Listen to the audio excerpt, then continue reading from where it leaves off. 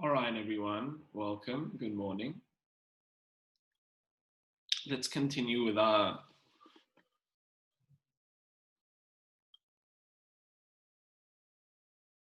learning and deeper understanding of this Mishnah. We introduced this Mishnah yesterday by understanding the concept of Erev Shabbos, the concept of the eve of the Sabbath, and the concept of twilight. And we understood that that period of time is a nexus between the physical state, the constricted state of living, and a spiritual state of expansivity, of connectedness, of nothingness but everything at the same time, an enlightened state. And we understood that the purpose of Bein Hashmashos, twilight, which means that there are moments in our lives which feel like twilight, states of doubt, states of uncertainty, states of somewhat grappling with the frameworks of life, some disturbed state of identity. We understood that those were vital periods of time, vital experiences, almost gateways into what we understood was the concept of Shabbos. Shabbos being a time of presence, of expanded consciousness. So the Mishnah comes along to tell us the 10 things, which we can actually see there's 14 things that were created specifically at this time. And this time we've identified is the time of the first Erev Shabbos, the first twilight that existed between the nexus between the mundane 6 days of creation and the essence or the first Sabbath of all existence. And there were 14 things that were created during this period of time, which means that they're essentially part of the same family. They essentially have the same energy. They're sourced from that time period. And thus, when a person is able to experience those elements in their own life and really be present and understand the purpose of those elements, they are then able to enter into almost a portal in their own lives from physical to spiritual, from unconscious to superconscious. So we defined 4 of those elements yesterday. I'll go through them quickly. We said the mouth of the earth, which was the earth that swallowed up Korach and his followers. We understand that Korach represented the aspect of Yeshus, which is the egoic identity, which the Nesivos Shalom brings based on Kabbalah.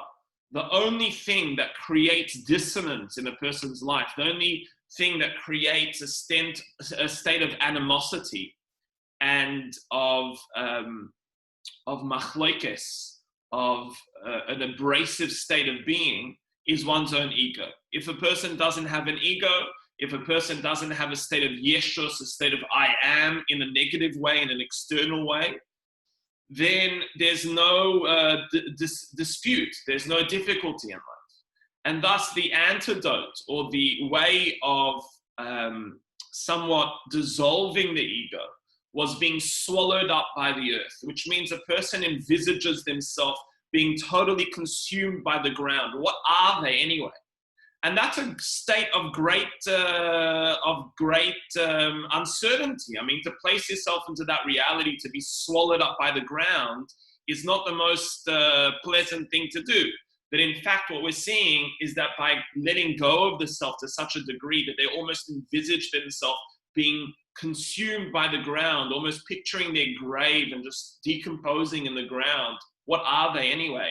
A person is able to enter into a great sense of freedom of self and enter into a deeper state of spirituality through that, a state of expansivity in the world where they don't see things as abrasive.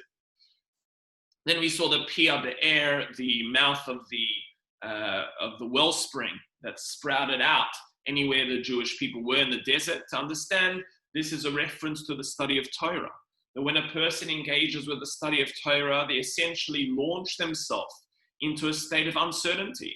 You don't know what's going on. When you're learning, you're almost subject to I don't know. Let me ask, let me discover, let me go into a state of flux. And that's a very deep spiritual healing that takes place through the study of Torah.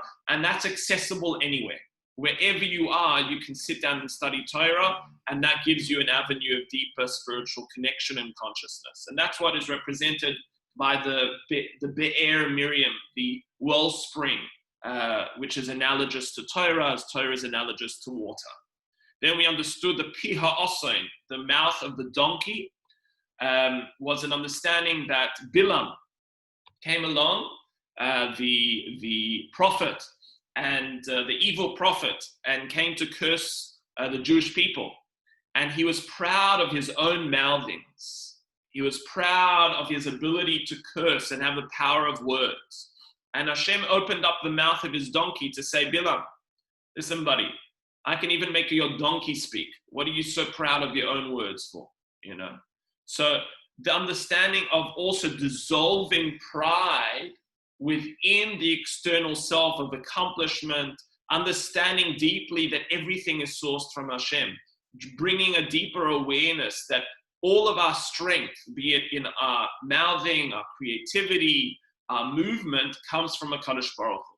Now, these elements facilitate, or this specific element is a portal into the deeper state of Shabbos. Then we saw the next one, Hakeshes, which is the rainbow. Now, the rainbow represents patience. Now, often when a person is in a situation, what we refer to in Hebrew as savlonus, which means patience, but to be soivel means to sort of carry or to just retain a state of being while you're in an uncomfortable state. So what we understood here is patience is a vital circumstance or a vital experience where a person is able to enter into a deeper state of being. We understand, according to Kabbalah, the concept of waiting, Qatar, is the concept of waiting. And it is deeply associated with the sphera, the highest Kabbalistic sphere called Keter, which is the crown, which means when you're able to enter into a state of waiting, we hate to wait. I've seen recently, if your eyebrows are closer to your eyes, the closer they are, the more of an inability a person has, the more impetuous they are. If the eyebrows are a little bit up, you got a bit of space here, more space you have, the more time you have for savlonus, you can wait, you don't have to rush into things. Let's see there, Gary, beautiful.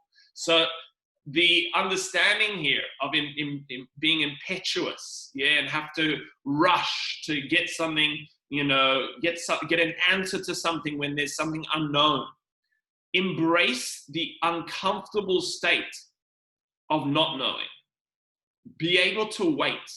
Be able to just retain a state of presence despite not being aware and not having the answer. And that is the concept of being patient. That is the rainbow in which HaKadosh Baruch Hu, so to speak, was patient with creation, is continuously patient with creation, despite having circumstances where he's legitimately able to destroy the world. He is patient and he sends a sign to show, look, this is how I am, I'm patient.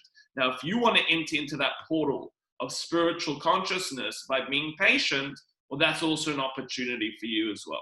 Okay, so we're seeing all of these things are bein hashmoshes. All of these things are twilight experiences of doubt, of uncertainty, of feeling a state of flux, but we're embracing them to enter into a deeper state of being. Let's go into the next four maybe today.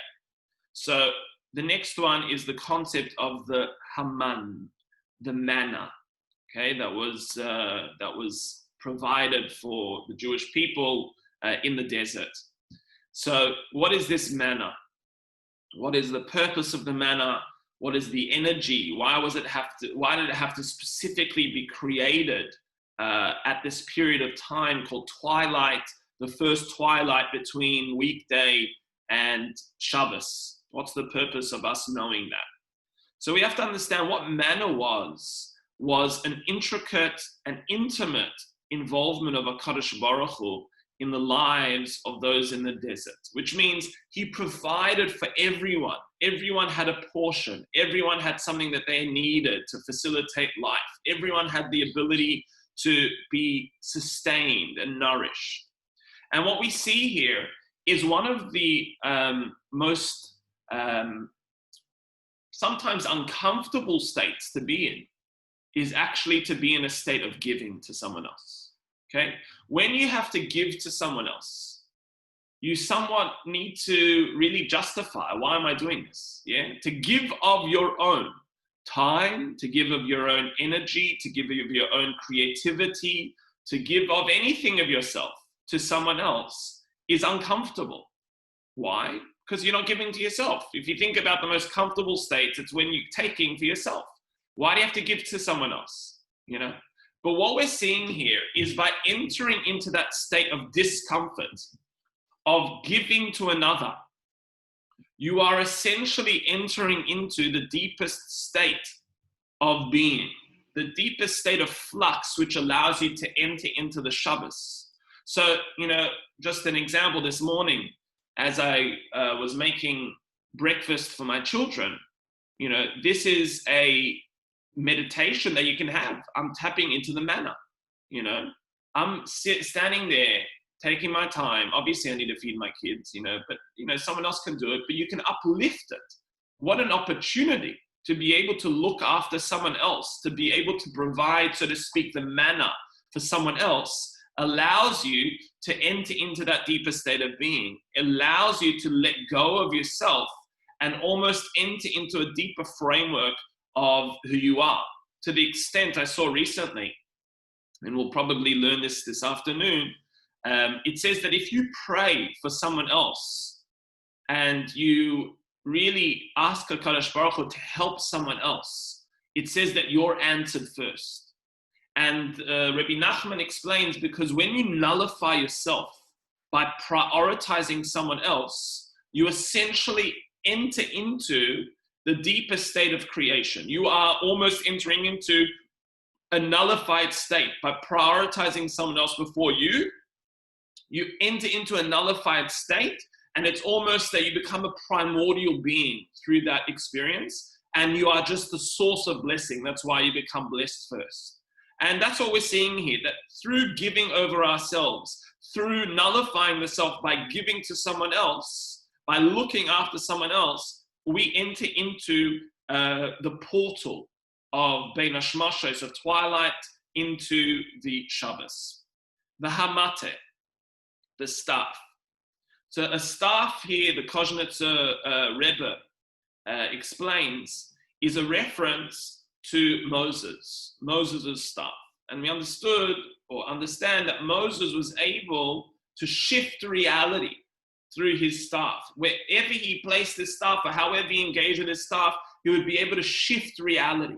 Miracles would be able to take place. Water would turn into blood. Not that actually Moses did that first one. It was actually Aaron that did it, but his staff was used. Yeah.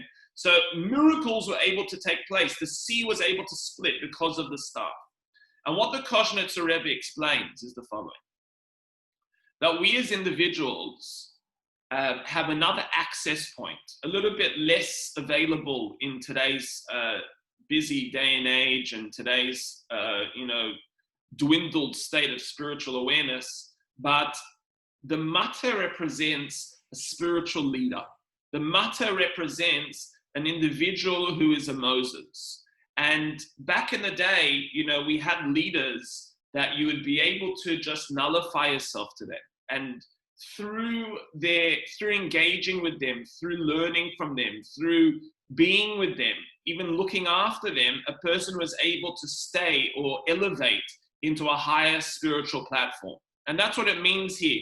The staff of the leader almost enter into that portal of engaging with the Moses, engaging with the leader, engaging with a spiritual source of learning and embodiment of spirituality is another avenue in our lives that we're able to enter through the twilight into a state of Shabbos. And understandably, that's not always an easy thing to do, you know. You don't want to subjugate yourself to anyone. You know best, you know, who else is there to teach you? You don't want someone else, you know. So he was seeing here that no, in truth, to make for oneself a rabbi or make for oneself a spiritual guide is fundamental in entering into that deeper state of Shabbos. The Shamir. So the Shamir worm, we understand, was a worm that was used to cut up the rocks in the construction of the temple, as well as engrave into the stones on the breastplate of the Kohen Gadol. So we know that this worm was vital in the construction of the temple, because the temple could not use, or the people constructing the temple could not use metal in its construction. And the Shamir worm was used as an alternative. This is what it was going to be used to construct the temple. Now, what this means is the following. Another state of real flux is when we need to build, okay? When we need to build in our lives, when we need to construct our temples. And constructing our temples can be very much experienced in a number of ways. If you're building, let's say, your home, okay? And you want to create a spiritual energy in your home. Or you want to build a community and you want to create a spiritual energy in a community. Or you even want to build yourself and you want to create a temple in yourself. Whenever it may be, however you're building a temple. It could be that your business is a temple, but not in the sense that that's what you worship.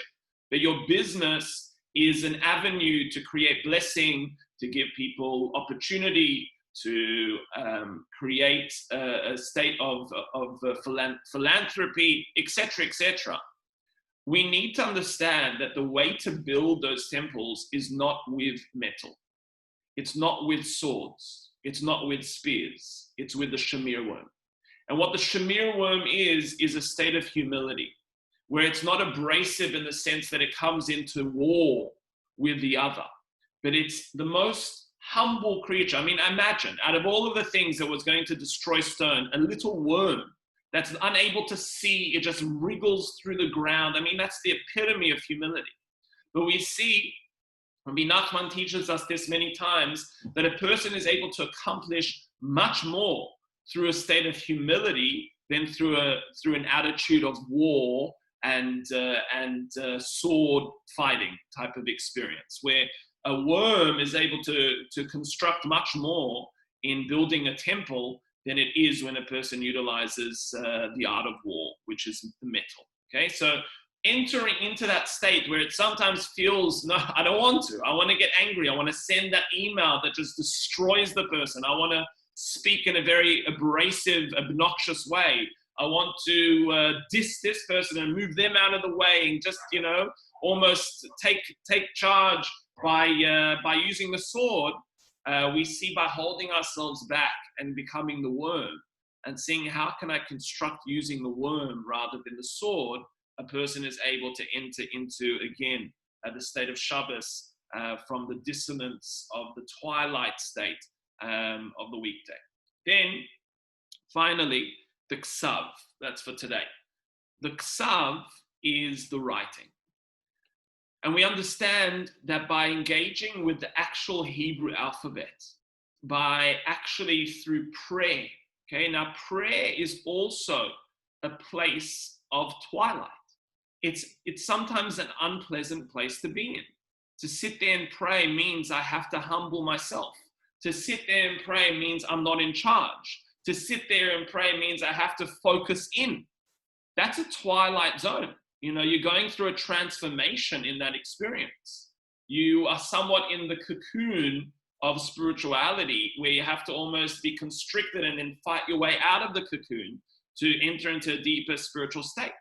And we'll learn, hopefully this week, another teaching from Rabbi Nachman, who says the power of linking your mind to your mouthing, from being focused in prayer, taking each word that you say and actually linking it with a deeper consciousness and awareness, is something extremely powerful to bring a state of blessing into a person's life. And we'll see how he explains that. But we see here, by entering into the ksav, entering into the writing, the Hebrew writing, and through prayer, deeply understanding through the letters and meditating, as we saw, the Baal Shem Tov says, even picturing the letters, the Hebrew letters in a person's mind, and picturing that deeply is able to elevate a person. Imagine through prayer, where a person is looking at the letters in the Siddur and deeply concentrating on the meanings behind the words, that elevates a person into a state of Shabbos from the state of weekday. Then the Michtav. I think we said we'd stop here.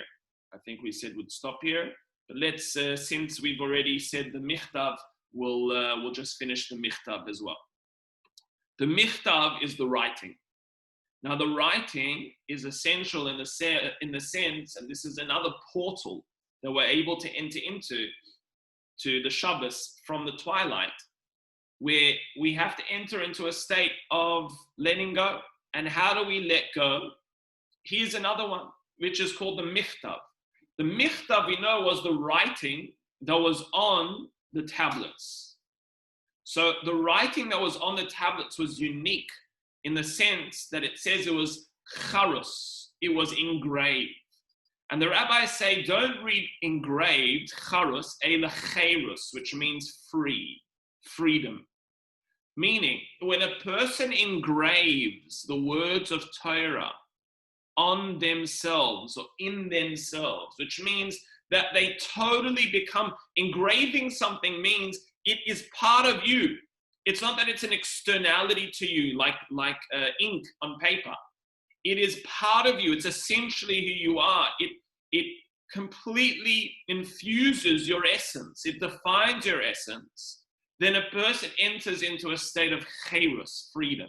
And what we understand here is by totally entering into the state of the commandments of HaKadosh Baruch Hu, Hashem wants me to engage with this action, and I totally give myself over to the intricacies of its fulfillment. How do I engage with it deeply? How do I engage with it with presence? How do I perfect the experience of that mitzvah? A person essentially lets themselves go to the commandments of HaKadosh Baruch Hu. That is one of the deepest ways of entering into the Shabbos, so to speak, from the mundane, of realizing Hashem wants me to engage with this activity fully, wholeheartedly, with a detail, and going into that detail perfectly allows a person to enter into the portal of Bein Hashmashos, of twilight, and enter into the Shabbos. So these are the 5 that we went through today. I'll go through them very quickly now, just to recap. We said the manner, the strength, or the ability to give to another and to look out for their well-being and put yourself aside is another portal into the Sabbath.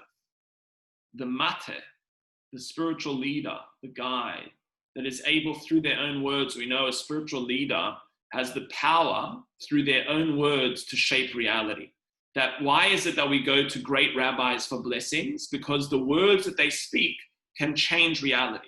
Like the staff was able to change reality. Same too, to have a guide, to have a spiritual leader, to have a rabbi, to have someone that you connect to, that you give yourself over to, so to speak, in terms of learning from, and in the context of the study here, Rabbi Nachman speaks about, we don't have such individuals anymore, but the concept that existed was to give yourself over to the Moses, so to speak. V'amate, that was the mate. Shamir, the Shamir worm, understanding that in our construction of our own temples, not to use metal, not to use the sword, but to use the worm, the state of humility, the building through humility. It's able to achieve much more and in fact is pretty much the only thing that can build a temple. You can't even build a temple with metal. It won't work. It doesn't work. Then we said the ksav, the lettering, the words of prayer, and totally entering into those words. And then the michtav. The michtav, we said, was the writing itself that was engraved into the actual tablets, where a person engraves the commandments of the Torah in themselves, that it's not something that is just external to them. Oh, this is something I need to do, but this is something that I am. This is something that embodies who I am. It infuses my essence. And to do that, a person needs to give themselves over to that mitzvah, to totally engage with, this is the commandment of HaKadosh Baruch Hu. How do I fulfill it perfectly? Do I understand everything? Do I appreciate its value? No, the purpose of it is to enter into the twilight through that commandment, totally. And then that commandment will shape and give that person an avenue of entering into the Shabbos through that engravement on the self. And then a person essentially experiences the chayrus, the freedom of Shabbos, which is what a person experiences through letting themselves go. Okay, so at the moment we've done 9 out of the 14, and God willing, we will carry on with our investigation here and reveal these deep portals of deeper engagement with the Shabbos in our lives, and understanding that Shabbos is not only one day of the year or one day of the week. It's every single moment in our lives we can enter into a Shabbos through these deep portals. Any questions about the teaching this morning? Any statements? L'chaim, l'chaim. Have a lovely day. Look at that, celery juice, gewaldig. Nothing better than learning Torah and drinking celery juice. I mean, that is the spitz. All right, all the best, guys. Be well. Lots of bracha, lots of love.